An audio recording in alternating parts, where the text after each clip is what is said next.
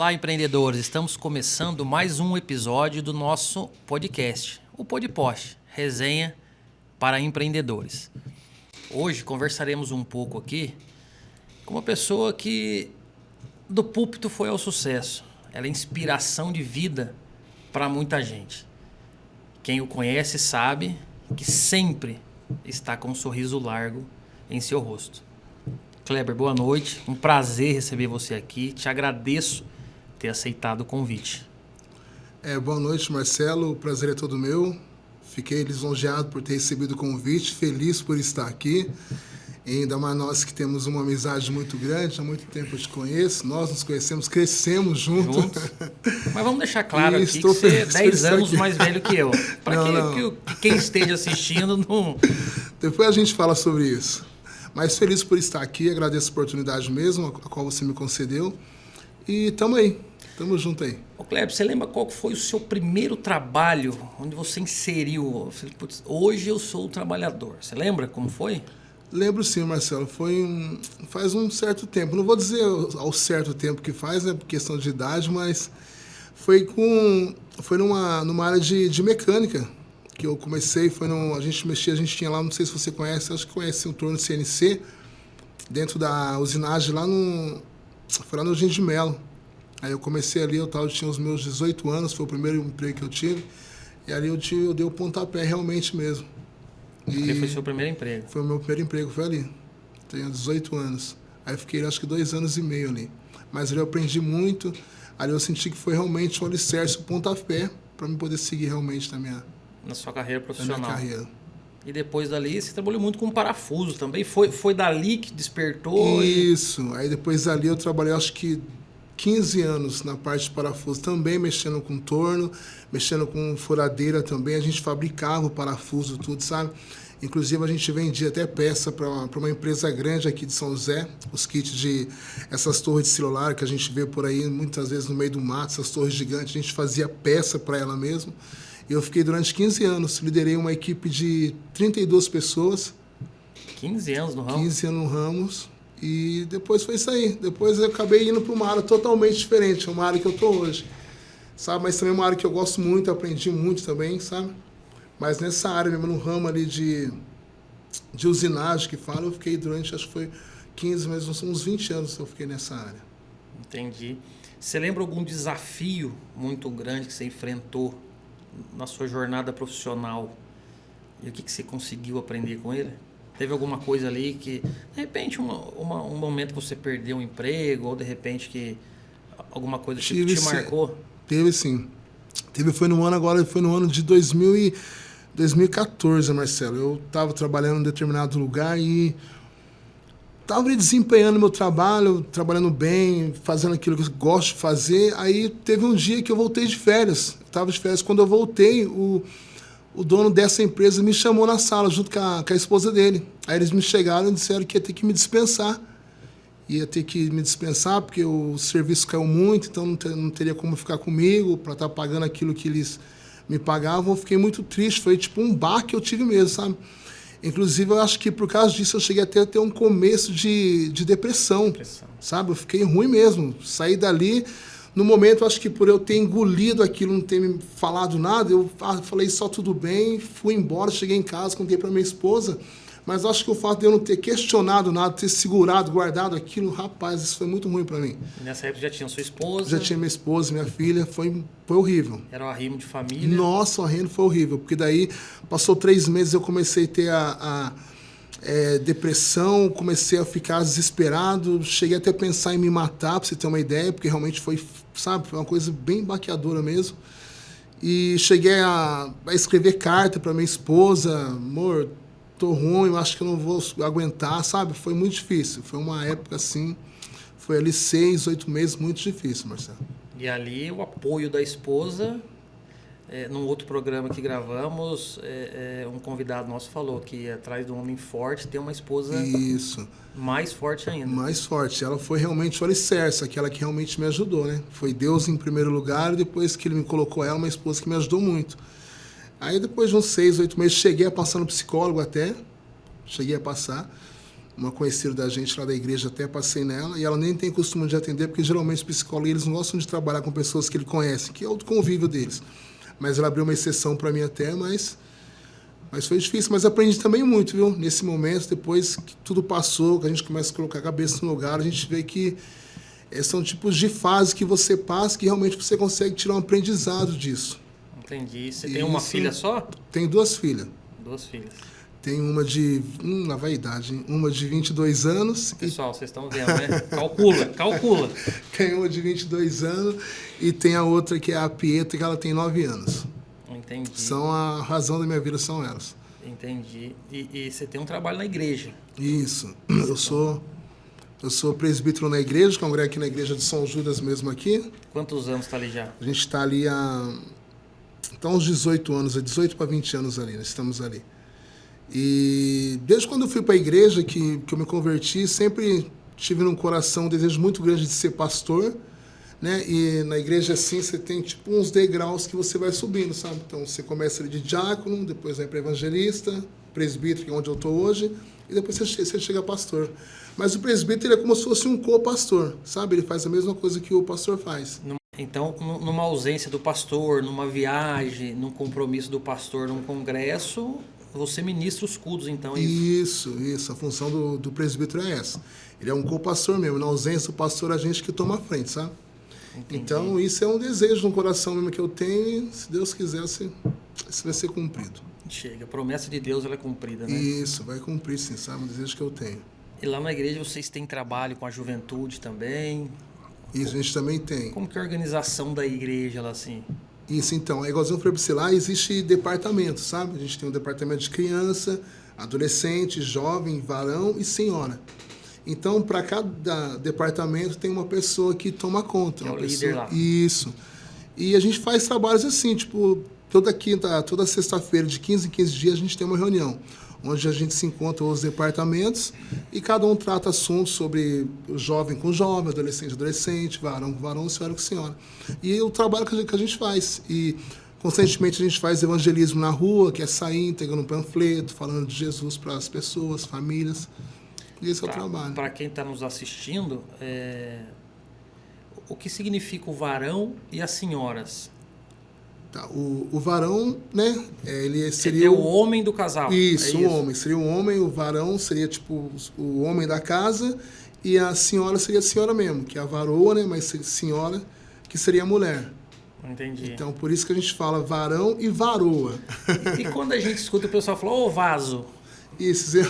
O que é o vaso? Esse termo vaso, assim, muitas vezes é quando a pessoa Eu estou te perguntando porque como a gente ouve, e muitas pessoas que estão nos assistindo, de repente não são evangélicos, assim. Isso. Então, essa pessoa vai ficar sabendo, né? Isso, tipo, o vaso é o termo que a gente usa, tipo, para me falar para você. Em vez de falar Marcelo, falou o vaso de Deus, ou o vaso abençoado. Mas é mais um termo, assim...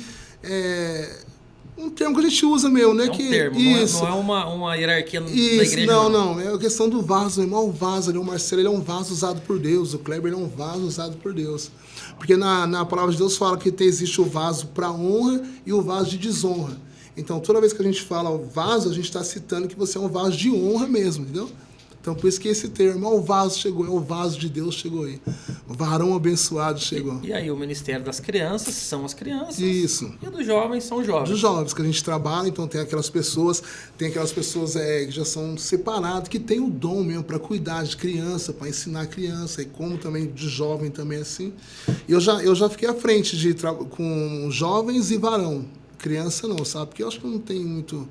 esse dom voltado para isso. É porque tem que ter dom mesmo. Tem, mas para jovem mesmo, eu já fiquei 5 anos à frente dos jovens e varão já fiquei 6 anos à frente de varão, junto com o pastor, sabe? Da igreja lá. Entendi. E pude aprender muito, aprendi muito mesmo. O que você acha que a fé, ela te ajuda no dia a dia a enfrentar os desafios? Isso é importante, a pessoa... É o carro-chefe da vida de uma pessoa, a fé? A fé é muito importante, Marcelo. Fala para você, a fé, a palavra de Deus fala que ela é a confiança que a gente tem naquilo que a gente não vê. Mas você tem que crer. Isso é a fé, aquela certeza. Eu quero um celular, eu não tenho ele, mas eu creio que um dia eu vou conseguir comprar um. Isso é a fé, você viver pela fé mesmo. E até um momento difícil também que eu passei na minha vida, que foi o nascimento da minha filha, da Lívia, da Pietra. Ela nasceu de 5 meses. Quando ela nasceu, ela era uma menininha que cabia na palma da minha mão. Colocava assim ela. E a minha esposa, antes dela nascer, ela teve 2 abortos antes. Então, quando a Pietra nasceu, que ela passou por esse processo, ela teve o pré-eclâmpsia, a pressão dela foi para 25, eu falei, meu Deus, e agora? Aí a importância de você realmente ter Deus, você ter fé. É você realmente confiar, isso que é importante. Nos dias que a gente vive hoje é muito importante isso, você ter a confiança em Deus, você realmente ter fé daquilo que você quer ou pela luta que você está passando, que você vai conseguir, que você vai alcançar o seu objetivo. E naquele momento a Pietra ela ficou 45 dias numa incubadora. Então existia um processo de ter que ir para o pronto-socorro todo dia, de manhã, tarde, noite, eu com a minha esposa. Então gerava gasto, sabe? Então ali a gente viu pela fé mesmo. Foi uma fase que eu passei da minha vida, 45 dias que eu vivi pela fé mesmo, em relação a Pietra, porque ela realmente ficou ruim. Para os médicos falavam, ó, sua filha ela não vai ouvir, sua filha não vai andar, sua filha ela não vai enxergar, sua filha vai ter, sabe? E hoje, graças a Deus, ela está aí, tem 9 anos, ela é perfeita. Então a fé é baseada nisso, a fé realmente é você crer, você não está vendo algo, mas você crê que você vai conseguir. É igualzinho Deus, eu não estou vendo Deus, mas eu sinto Ele, eu sei que Ele está comigo. Então você tem essa fé, essa firme Deus, certeza. Ele é onipresente, né? Então... Isso, entendeu? Então você tem que crer isso. Entendi. Lá dentro da igreja, Cleber, o que você acha que são as maiores dificuldades lá? Você que já liderou o grupo dos varões, dos jovens, qual que é a maior dificuldade, assim? É o entrosamento? O que tem de dificuldade assim lá dentro, na liderança de uma igreja evangélica? Olha, eu falo para você, Marcelo, acho que é a gente lidar com o ser humano. Isso aí, independente se você está na igreja ou não, você está independente. O ser humano em si é muito difícil, é complicado. Porque são muitas cabeças pensando ao mesmo tempo, várias opiniões, sabe? Então, isso se torna difícil. Mas é algo assim que você, no tempo, você vai trabalhando, vai conversando, assim, você vai trabalhando, a pessoa vai entendendo, absorvendo as suas ideias e a gente consegue caminhar. Mas eu acho que a maior dificuldade é essa mesmo, sabe? Hoje em dia é o ser humano mesmo em si. Humano, né? O ser humano em si é muito complicado. Lá no seu trabalho, onde você é líder também, a dificuldade da mão de obra, ela também existe? Muito, tá grande. Hoje... Por exemplo, hoje eu lidero uma equipe lá de 9 pessoas, a gente tem lá. E a gente teve que mandar uma pessoa embora. Isso já fazem 3 meses que ela saiu e a gente não conseguiu repor uma outra pessoa.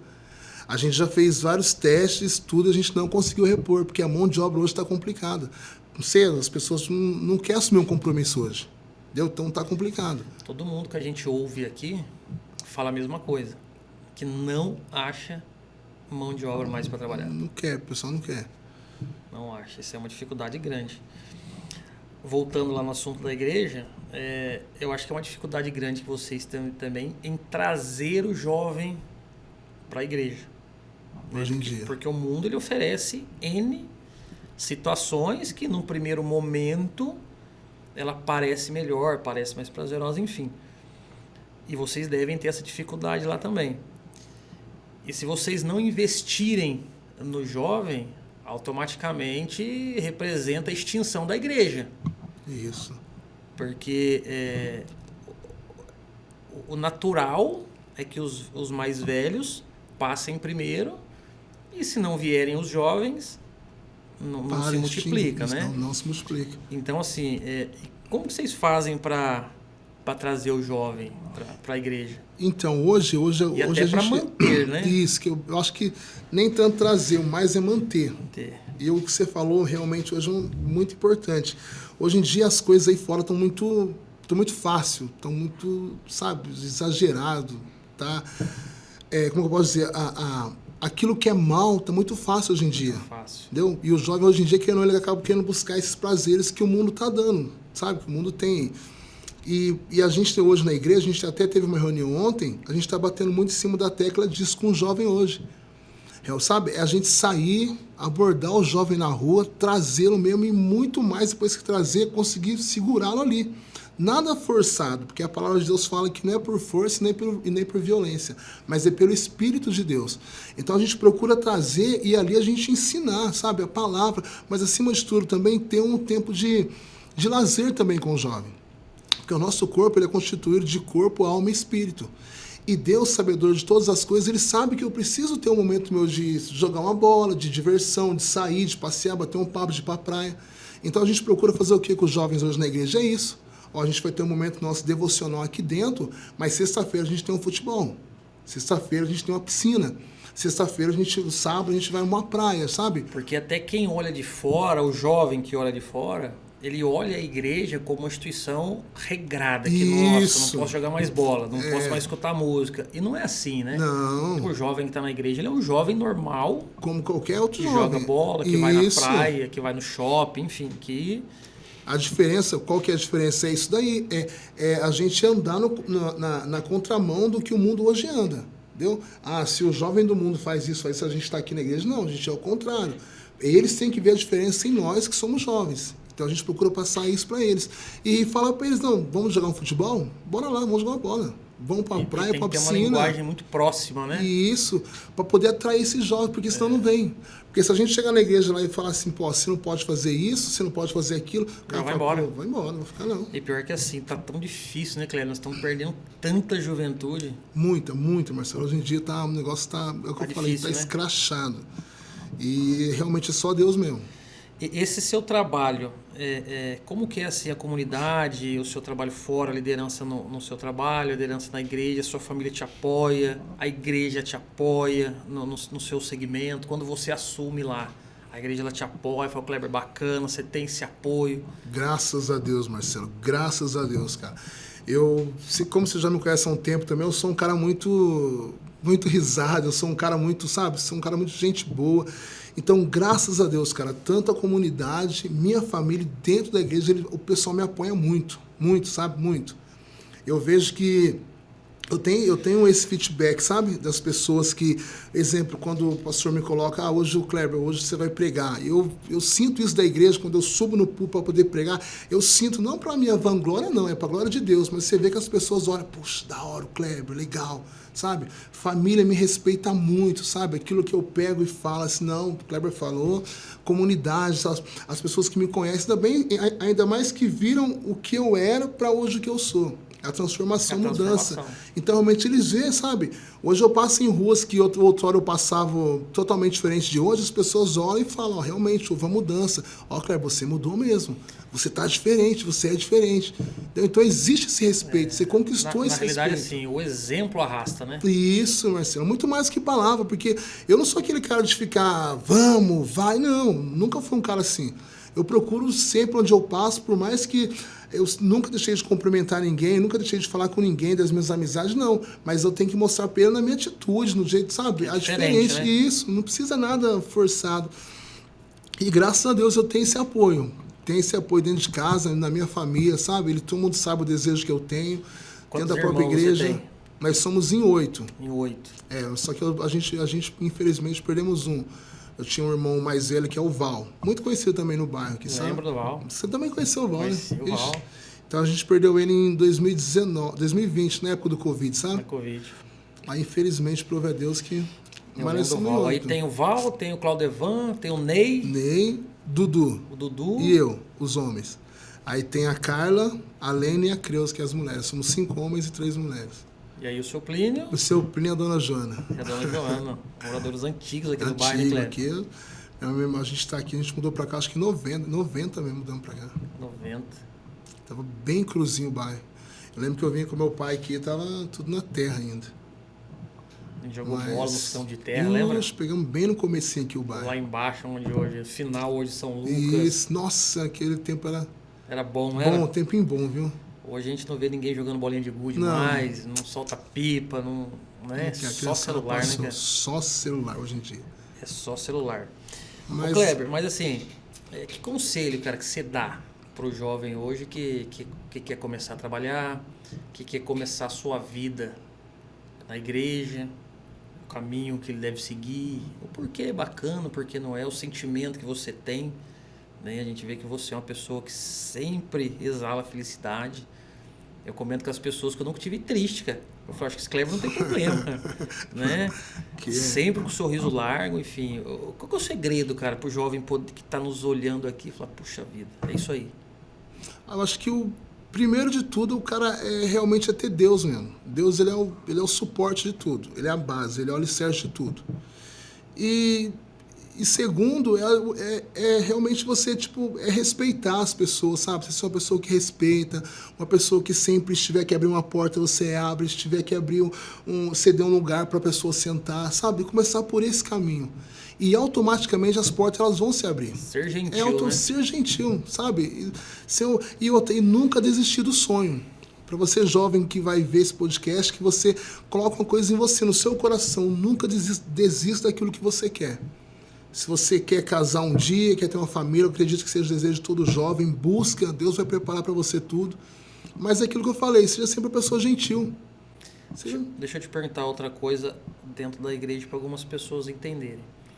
A sua igreja, ela é uma igreja única ou ela é uma ramificação de outra igreja? Isso. Por exemplo, a gente vê lá uma Universal e são várias Universal. Isso. A sua é assim ou não? Ela é única aqui? Então, a gente era assim. Ela tinha a igreja central, que era a igreja sede, que ficava ali na rua Paraibuna. Aí de lá o pastor, ele abriu umas igrejas. Abriu 4 igrejas.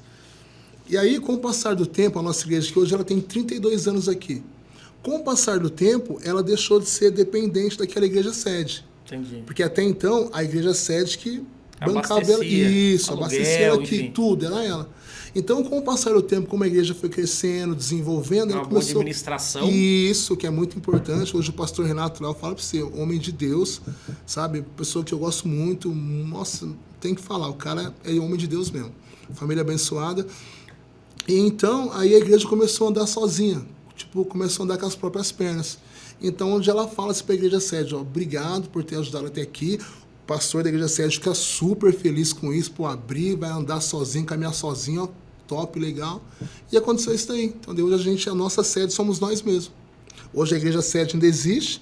Aí tem uma igreja em Mocó, tem uma igreja em Santa Isabel, tem uma igreja aqui no Jardim da Granja. Todas independentes. Isso, agora são todos independentes. Ó.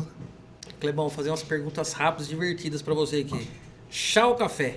Café. Café. Messi ou Cristiano Ronaldo?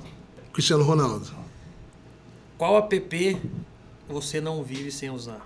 WhatsApp. O WhatsApp é o preferido. Não tem como ficar sem. Ô Kleber, a comunidade onde você nasceu, foi aqui no São Judas Tadeu? Não, onde eu nasci mesmo foi no Telespark, que você também conhece. Telespark, sua família também é de lá, né? Família do Telespark. Eu não sei, a gente tem muita coisa em comum, irmão. Avenida Numa de Oliveira. Eu ia lá mesmo, cara. Bar do Fubá, Bar do Salgado. Tô falando pra você, cara. O melhor torresmo São Muita José dos coisa em Campos. comum, Marcelo. É de lá também sua família, né? A família do meu pai é de lá. Então, eu nasci ali, a gente nasceu lá. Tem a Numa de Oliveira e tem uma paralela que é a Rua Pedro Davi Filho. Pedro Davi Filho. Eu nasci lá. Os meus irmãos nasceram, eu tenho 2 irmãos que nasceram no Paraná. Que foi o mais Val e a velhos. Creuza, os mais velhos, o Val e a Creuza.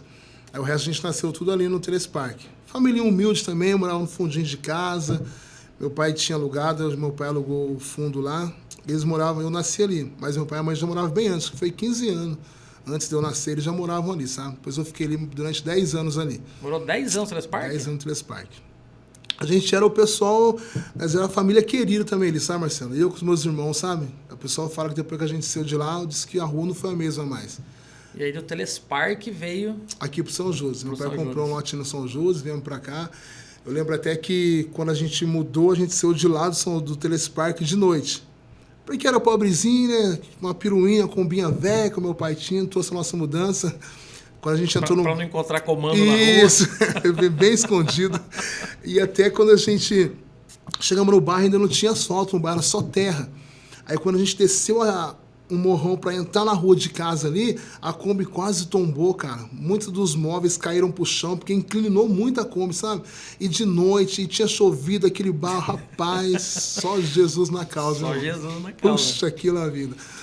E aí aqui no bairro, você constituiu família. Isso, foi tudo aqui no bairro. Tudo aqui? Tudo aqui. A gente foi mudando para casa, e não tinha vidro no tempo. As portas, a gente colava uns papéis na porta para dizer que era vidro, sabe? Foi bem difícil o começo, irmão. Foi Começo bem muito difícil, né? foi bem complicado no nosso começo. Aqui. E daí a gente foi crescendo, eu comecei a estudar aqui. Aí minha mãe, aí meu pai arrumou um serviço também, minha mãe continuou trabalhando. E os irmãos foram crescendo, eu com os meus irmãos, a gente passou, acho que uns 5 anos, Marcelo. Foi 5 anos bem difícil, doído, sabe? A gente tinha que, às vezes, pedir as coisas pro vizinho, porque a gente não tinha que comer. Às vezes meu pai ia trabalhar com a minha mãe, deixava o almoço pronto, mas a gente não almoçava, a gente deixava para comer a janta, porque senão a gente não ia ter. Então a gente preferia comer à noite para dormir de barriga cheia, sabe? Eu trocava às vezes, foi bem difícil. Aí foi um irmão casando, o outro foi casando. Aí hoje eu tô 13 anos casado. Mas até chegar aí teve um processo muito grande, porque daí moleque, aí fui pra rua, molecagem, bagunça. Aí graças a Deus foi onde eu fui pra igreja, sabe? Comecei a ir pra igreja, onde Deus foi preparando tudo. Mas ainda no começo, quando eu pedi a minha esposa, que é hoje em casamento, o pessoal ainda falava: você é louco, Evanildo, casar com o Cleber, você é doida. O pastor mesmo falava: que vai casar nada, casar com esse menino não quer nada com nada. Mas aí ela, por me amar, né, por ser um cara bonito assim, por ela me amar, né? Pessoal, a gente que tá aqui, eu preciso escutar o convidado, não tem jeito. E o futebol na comunidade, como é que movimentava? Os times? Futebol é um tempo muito bom, viu? Muito bom o futebol aqui. Hoje a gente vê amador daqui, amador de lá, e chuta, jogador com sacolinha, e tem que ser... Antigamente não tinha isso aí. Não tinha nada disso. Antigamente era bom, antigamente era gostoso. A gente tinha um rapaz aqui... Era chuteira preta, que chute. Tudo, que chute. Puxa, esse tempo do que chute. Que era o chuteirinho strike, daquela trava amarela com mais de 30 travas embaixo. E a gente tinha um rapaz aqui, um senhorzinho que chamava Zé Borrego. Ele é muito conhecido, Zé Borrego. Hoje ele não está entre nós mais. Mas, nossa, ele é o carro-chefe. O time dele... Ele era o cara do futebol. Ele é o cara do futebol, cara. Era muito gostoso. Do futebol, a lenda do futebol, Marcelo. A gente chegava no domingo no campo, era 7 horas da manhã. E a gente ia embora 4, 5 horas da tarde, ficava o dia inteiro. Era muito gostoso, era muito bom. O campo lotado, aquele campão de teco, você caía, ralava a perna todinha, o joelho ralava, chegava em casa... Não tinha lambrado, não podia chutar a bola, senão não achava mais a bola. Mas era um tempo muito gostoso. O bairro hoje eu vejo já cresceu muito. O bairro para aquilo que era antes.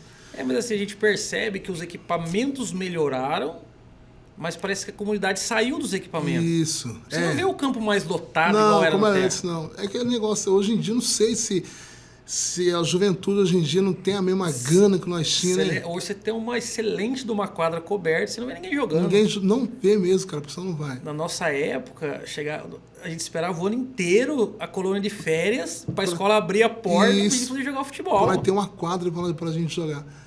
Que sempre era na rua, arrancava o tampão do dedo, né? E hoje não tem, né? Não tem nada. Hoje em dia a juventude não... É muito celular, né, Cleber? Você falou, é isso aqui, ó. É muito videogame, é muito... Videogame.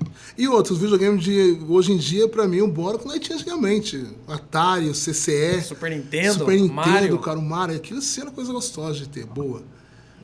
Mas aí foi passando. Mas a gente cresceu que a família foi desenvolvendo, passando, como eu falei, passando por um tempo muito difícil, porque meu pai, infelizmente, era um homem que bebia muito, sabe? Então era muita briga, a gente teve todo esse processo.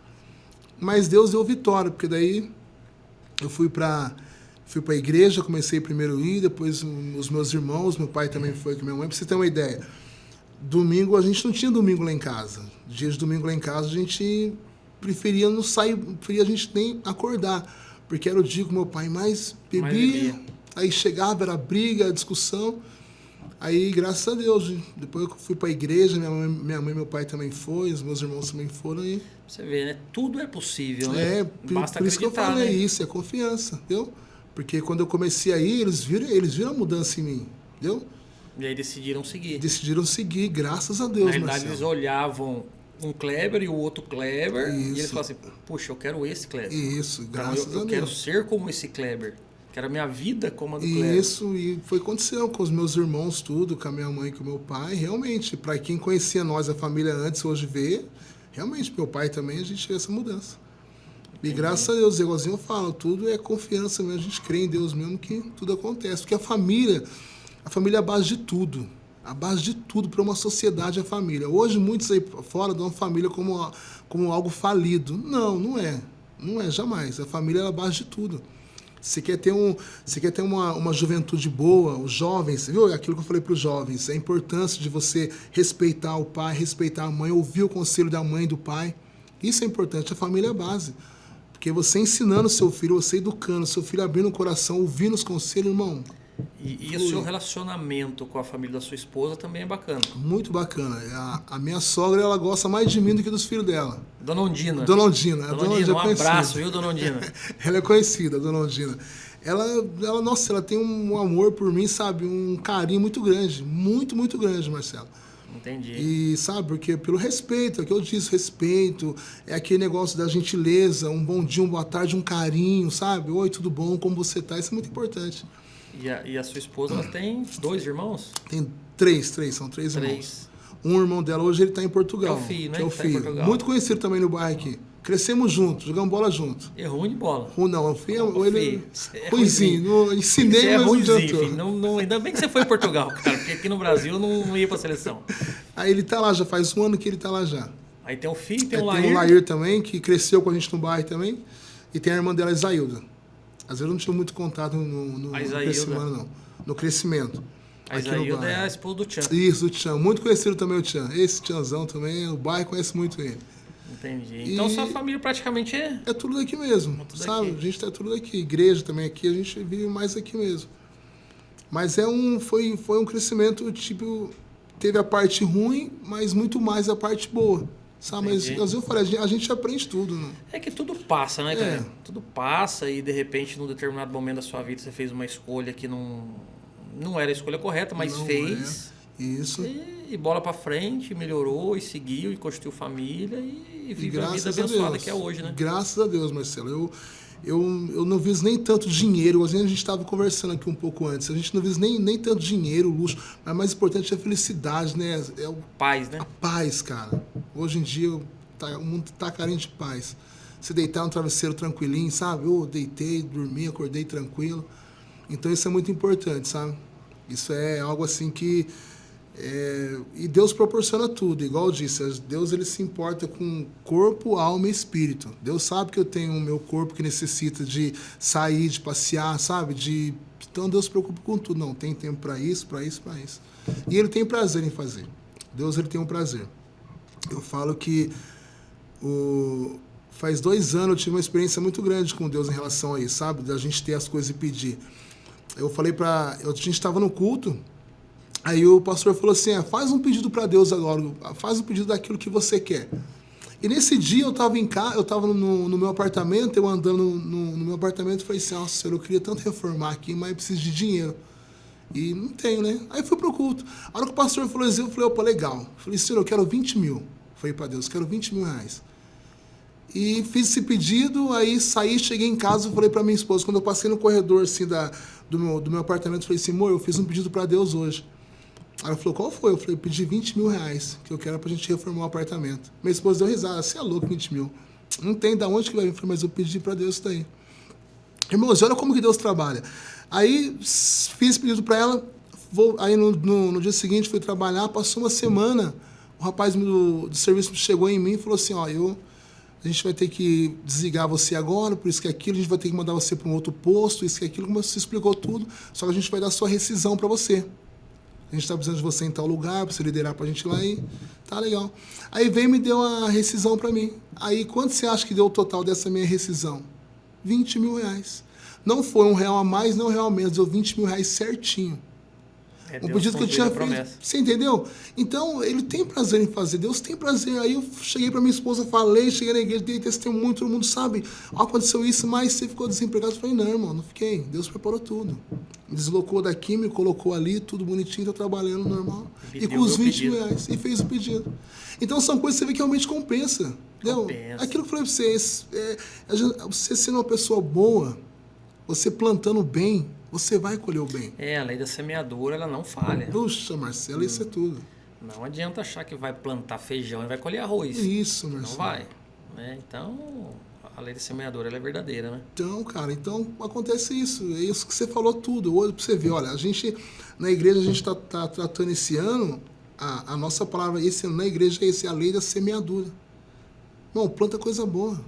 Investe, planta coisa boa que você vai colher. Vai colher coisa boa. É isso, o que acontece na vida é isso. Não dá errado. E não vai você achando que talvez você está plantando alguma coisa errada, mas eu não colhi nada, mas um dia a conta chega. Vai colher. Pro bem ou pro mal vai chegar, né, Marcelo? Vai. Pro bem ou pro mal chega. que faz aqui que paga. Isso. Não Adianta, mais cedo ou mais tarde você encontra. Então, a gente sempre plantando bem. E o que eu disse mesmo aqui é plantando sempre a educação, generosidade, sendo uma pessoa boa. Hein? vai dar certo. Ô Kleber, qual conselho você deixa aqui final para os nossos ouvintes? O conselho final é que, ainda que as coisas pareçam difíceis, hoje em dia, ainda que tudo que você olha está dizendo assim, puxa, não vai dar certo, não tem de onde sair, não tem como acontecer, ou talvez você esteja passando por alguma luta na parte de enfermidade, na família, ou com você mesmo, ou talvez você esteja numa situação agora que, puxa, totalmente adversa. O conselho que eu dou para você é confiar em Deus. Confia em Deus, entrega tudo na mão dele e pode ter certeza que tudo ele fará em seu favor. Esse é o conselho que eu deixo para vocês hoje. Kleber, muito obrigado pela sua presença. Foi muito bacana aqui nosso bate-papo. Tenho certeza que nossos telespectadores vão adorar os seus conselhos, a sua resiliência de vida, tá joia? E as portas aqui sempre estarão abertas para você. Você, além de ser muito bacana, é um amigo. Obrigado, eu tenho do Marcelo. fundo do meu coração, que sempre quando preciso te dou aquele toquinho. Gosto quando você manda aquela mensaginha que faz tempo, por sinal, que não chega mais, não sei porquê, mas muito obrigado, viu? Eu que agradeço, Marcelo. Eu agradeço de coração o convite mesmo. Pode me chamar sempre que eu estarei aqui. Sabe que você também é um grande amigo, estimo muito a sua amizade, você e a sua família. Você é um cara 10. E sucesso para você, irmão. Sucesso, e sempre que precisar, você pode contar comigo. Pessoal, então muito obrigado pela audiência e finalizamos aqui mais um episódio do nosso podcast, o PodPost, resenha para empreendedores.